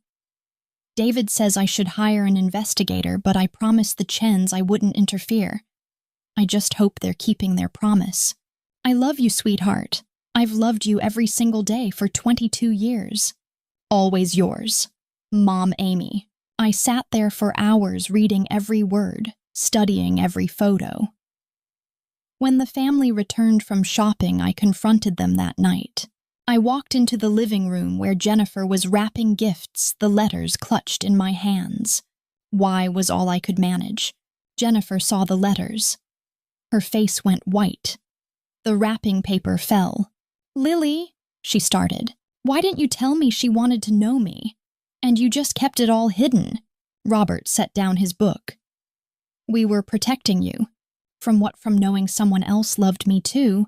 Jennifer started crying big, ugly sobs. "We were scared you'd want to leave us for her. I was a child, but you took away my choice. We didn't want you confused," Robert said quietly. "We wanted you to feel like you belonged here, but I was already confused. I'd been confused my whole life. Love doesn't hide truth." I told them, my voice breaking. "Love walks through it together." The conversation that followed was our most honest ever. Jennifer admitted her terror from day one, terrified of messing up with an adopted child, terrified I'd resent them, terrified love wouldn't be enough. Robert confessed he'd wanted to give me the letters multiple times, but couldn't explain the delay. "We thought if we loved you enough it wouldn't matter where you came from," Jennifer said. "But it does matter," I said. "Not because I love you less, but because it's part of who I am. You can't love someone completely while hiding half their story." The next week I called Amy. My hands shook as I dialed. "Hello," a warm voice answered. "Hi, I'm looking for Amy Torres. This is Amy. Who is—" She paused, sharp intake of breath. "Lily, are you—" "I'm Lily Chen." She cried. I cried. We talked for 3 hours. Meeting Amy and my half-siblings was like looking into a mirror I'd never known existed. Emma had my laugh. Tyler had my stubborn streak. Amy had my eyes, my hands, my tendency to cry at commercials. The most surprising thing was how easily we fit. No awkwardness, no betrayal. Love isn't finite. You don't run out by giving it to more people. Integration wasn't without challenges. Jennifer struggled with jealousy. Robert worried about divided loyalties. Grace and Nathan felt protective of their parents, while fascinated by suddenly having older half-siblings. Months of family therapy helped. Dr. Martinez explained that families can expand without anyone losing their place. "You're not replacing anyone," she told me. "You're adding chapters, not rewriting existing ones." Now I'm 34, married to a wonderful man named Alex, who understands that family is complicated. We have a daughter, Sophia, Amy Chen Rodriguez, her middle name honoring both grandmothers. Every day I tell Sophia where she comes from every part. She knows Mama has 2 families who love her. She knows Grandma Jennifer taught me violin, and Grandma Amy taught me guitar. She knows family gatherings are wonderfully chaotic with multiple traditions mixing together. When Sophia asks questions, I answer honestly. She won't grow up feeling like a placeholder. She'll know she was born to take up her own space boldly and completely. Last month, Sophia announced, "Marcus says I can't have 2 grandmas named Grandma, but I told him love doesn't follow rules." She's right. Love doesn't follow rules. I teach violin now. One student is 7-year-old adopted boy named Kevin, quiet and watchful, always making sure he's not taking up too much space. Last week he asked, "Miss Lily, will my new parents keep me forever?" I stopped playing and faced him fully. "Kevin, I was adopted too as a baby." His eyes widened. "Really? And they kept you?" "They kept me. Sometimes it felt complicated and I had questions, but I always belonged, just like you belong." After his lesson, I played one of the pieces I'd learned years ago, the same music I'd used to disappear when the world felt complicated. But now, instead of disappearing, the music felt like coming home. The Chens loved me the best way they knew how. Amy loved me by letting go, then waiting 22 years for me to find my way back. Both loves were real. Both shaped me. To truly belong, you don't have to match the photo or fill a predetermined space. You just have to be seen, really seen in all your complicated, beautiful humanity. Last Christmas, we had our first combined family photo. The Chens, the Torres Rodriguez clan, Alex and Sophia and me. 18 people crowded into Amy's living room sharing stories and tamales and Jennifer's famous cookies. Looking at that photo, I see something I couldn't see in childhood pictures. I was never the thing that didn't belong. I was never a puzzle piece forced into the wrong space. I was the bridge, the connection between worlds, the reminder that families can be built in beautiful, unconventional ways. The little girl who felt glued into the picture was wrong. I wasn't an addition to someone else's story. I was the beginning of a completely new chapter. Every time I asked a question, he reminded me who paid for my college. Every time I disagreed, he pulled me off a project. And every time I tried to leave, he made sure I knew the cost. My father called it loyalty. I called it what it really was. The legal document arrived on a Tuesday morning in March, delivered by a courier who made me sign for my own disinheritance.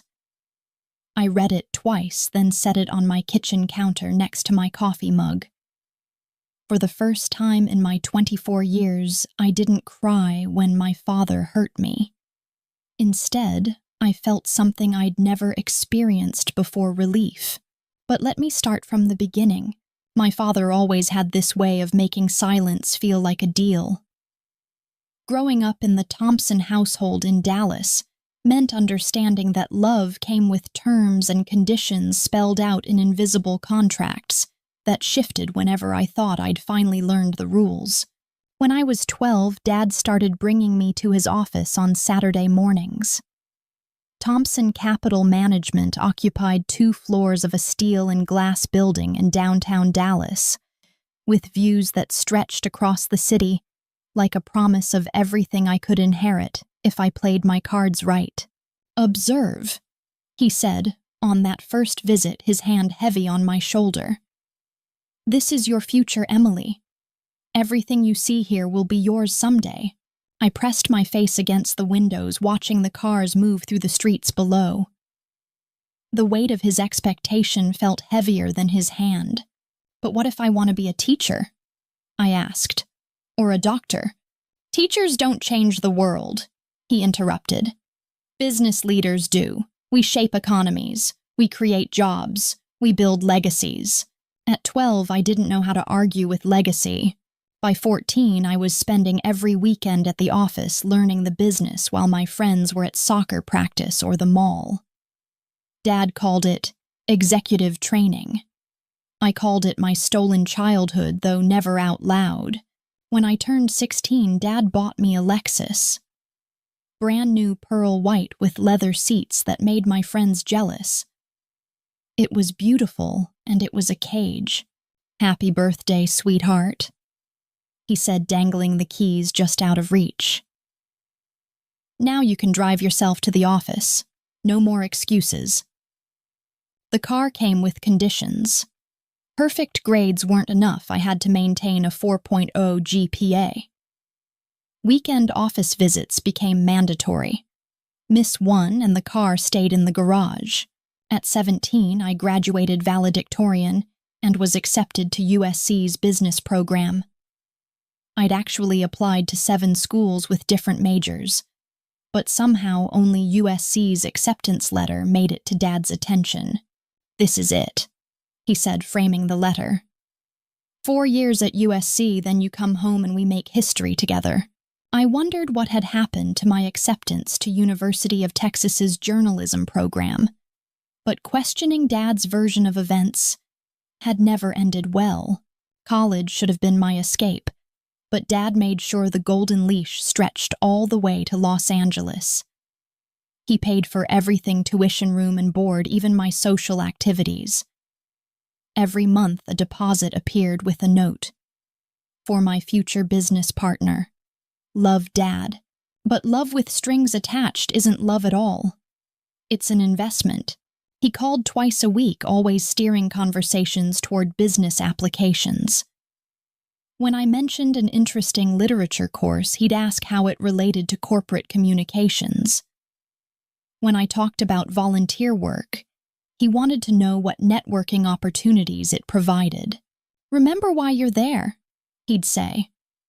"This isn't about finding yourself. This is about preparing to lead Thompson Capital into the next generation." My junior year, I took a creative writing elective.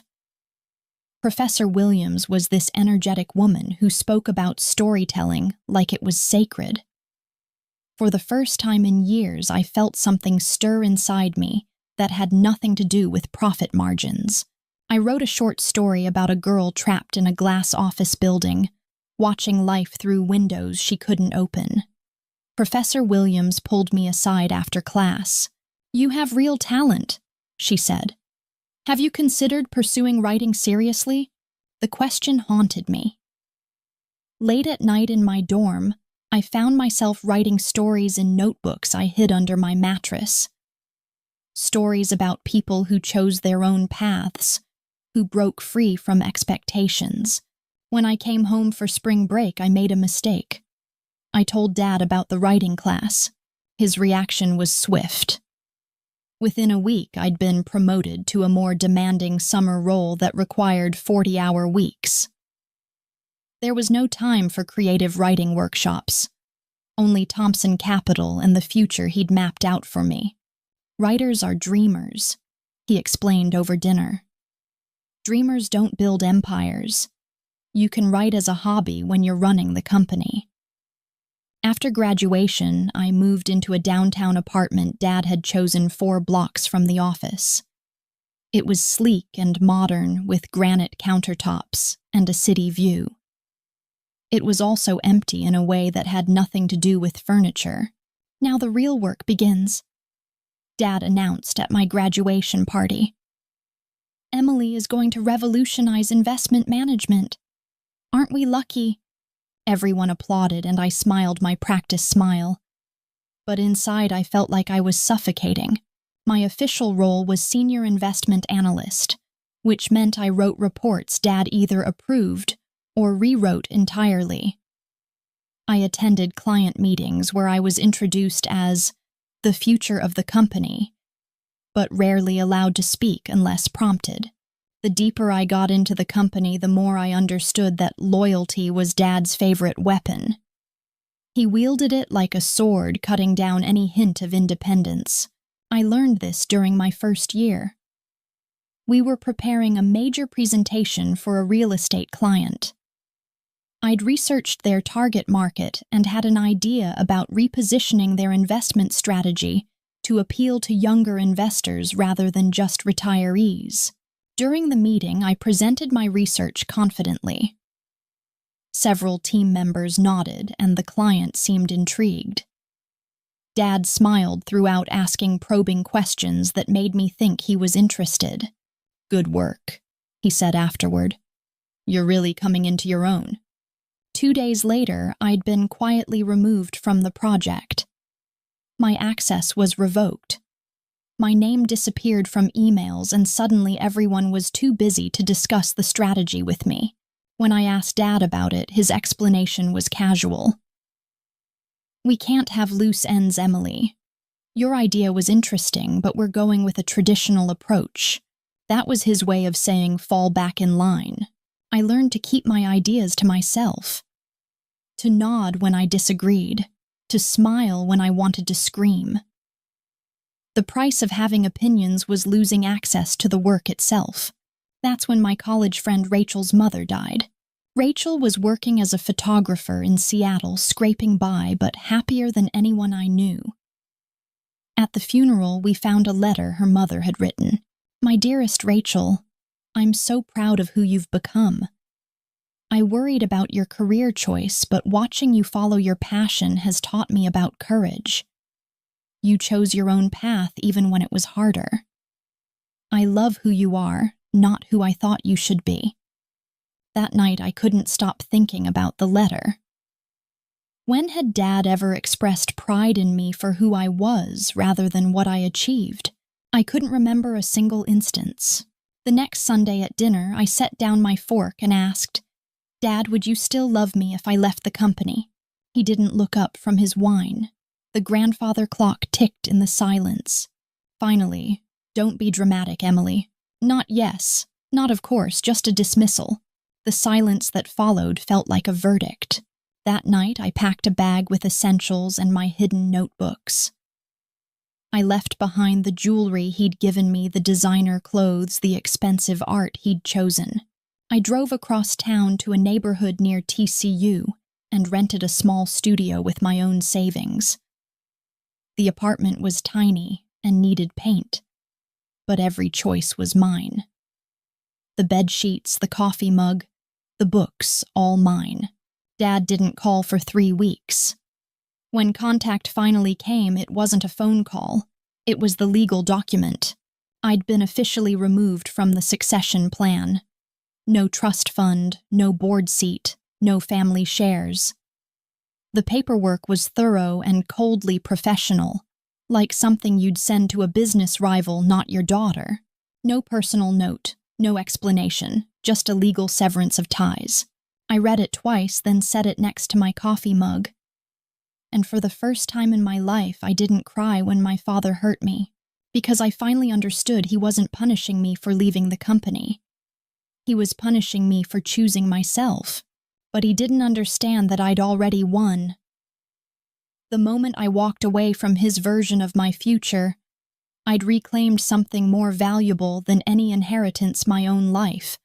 That afternoon, I opened my laptop and started writing. Not a business plan, but a story.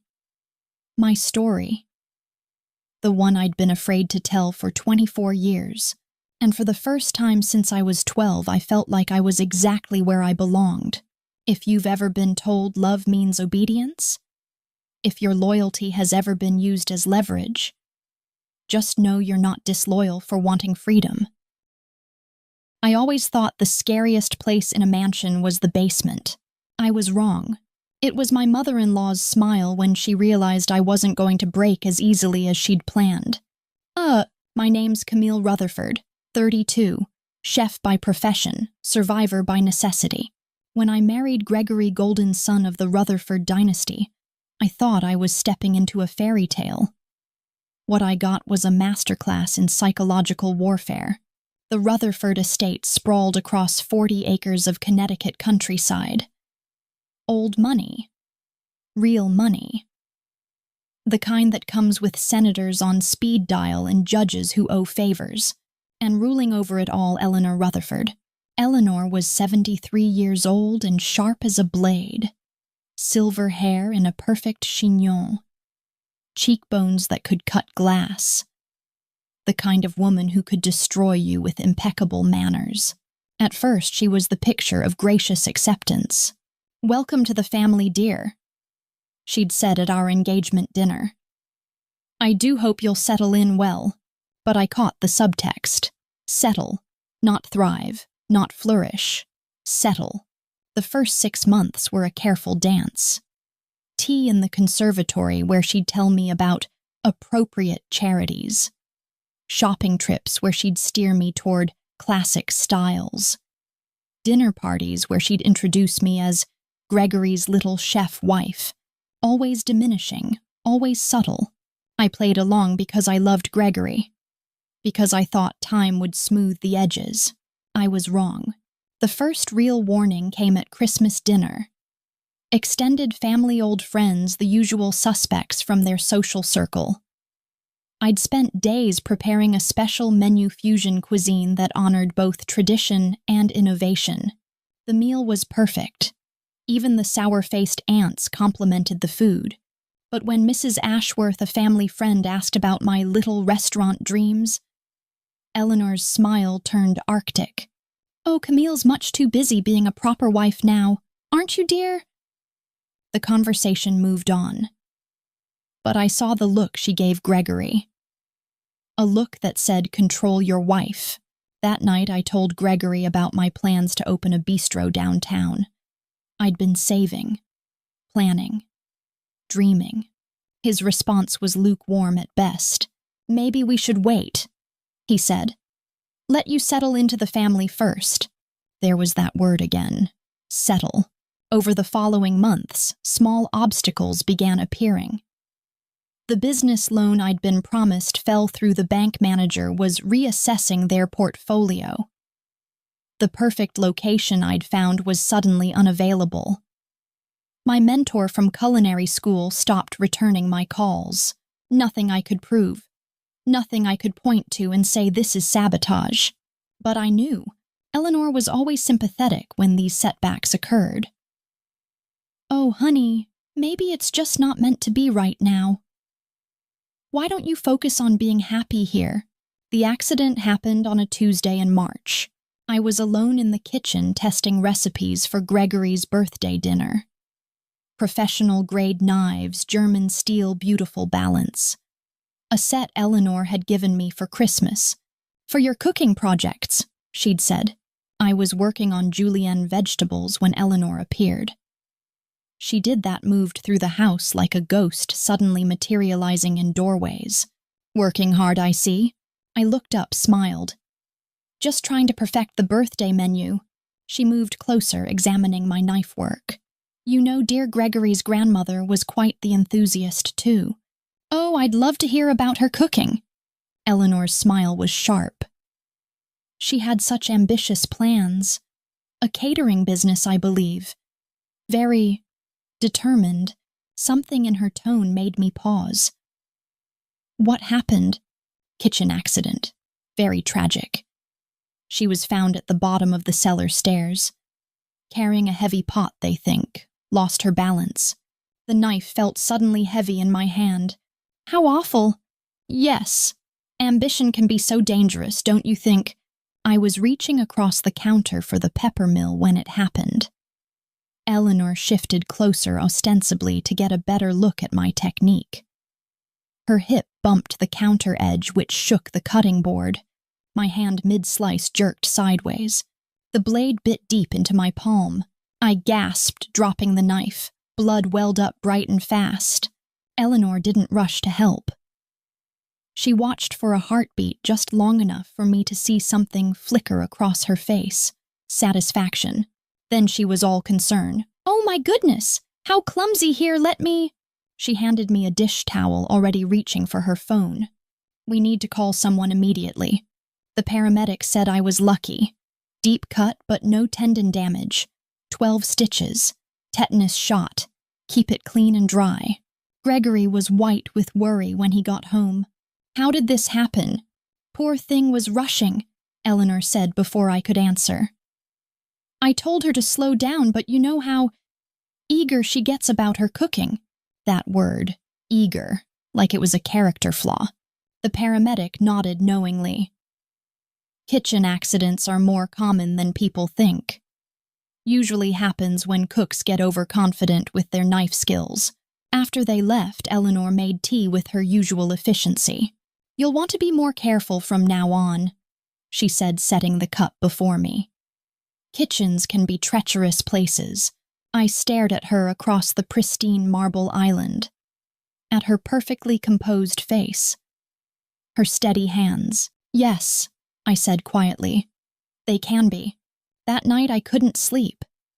I kept replaying the moment, the way she'd moved, the timing, the look in her eyes afterward, but I had no proof. Nothing but suspicion and a wounded hand. So I did what any reasonable person would do. I started paying attention, really paying attention. I noticed how Eleanor's accidents seemed to cluster around women who threatened the family dynamic. Gregory's ex-girlfriend who'd broken her ankle on the tennis court right after announcing her promotion to partner at her law firm. The young wife of Gregory's cousin, who'd had a nasty fall from her horse a week after mentioning her political campaign. I noticed how Eleanor collected information. Casual questions about my schedule, my plans, my friendships. Always friendly, always concerned. I noticed how she positioned herself, how she moved through spaces, how she created situations. And I started being very, very careful. The breakthrough came 2 months later at a family dinner party. Eleanor was holding court with her usual circle of society ladies, discussing the challenges of modern wives. They simply don't understand the importance of family unity, she was saying. Take poor Sarah, for instance. Sarah, Gregory's ex-fiancée, the one who died in the stair accident. I was supposed to be in the kitchen checking on dessert. Instead, I lingered